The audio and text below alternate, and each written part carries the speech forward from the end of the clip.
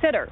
However, a close friend has expressed healthy skepticism that Mitt Romney would actually join a Trump administration if that position were offered. So the question, as we move forward to the meeting today, is will this just be a mending of fences between these two men who have had contentious war of words battles, or will in fact Mitt Romney consider joining that team of rivals?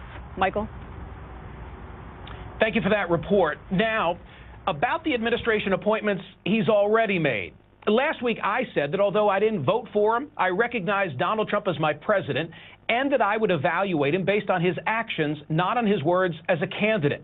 I said that I hoped that he'd govern not as an ideologue, but as a deal maker, a pragmatist. Maybe we'd see a compromiser in chief in the White House.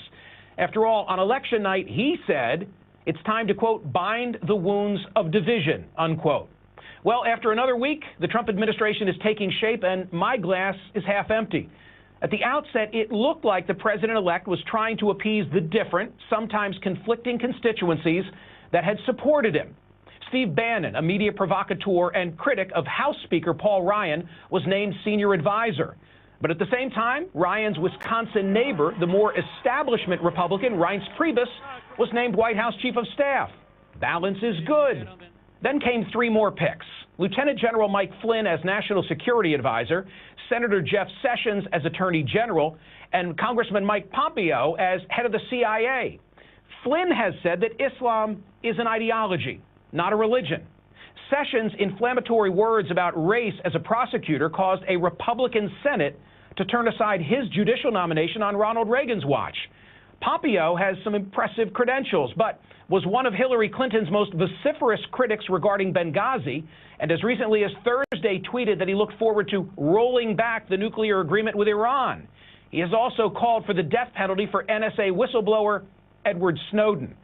It's a hardline bunch, and racially diverse, these five are not. So in regards to this meeting with 2012 standard bearer Mitt Romney, here's hoping he's not window dressing, but an actual reach, if not across the aisle, at least toward the center. The cabinet and staff picks, in combination with the president-elect's Twitter attack on, quote, professional protesters, his unwillingness to totally divest himself and family from his businesses, as even the Wall Street Journal advises, and keeping the American media at bay while having his first meeting with a foreign leader are all troublesome signs. Come on, Mr. President, surround yourself with more balance in both perspective and experience, not to mention diversity. Yes, you won. You're entitled to pick your team. But the selections you make now are going to have long-range implications. And you are the president of all of us, not just the 47% who voted for you.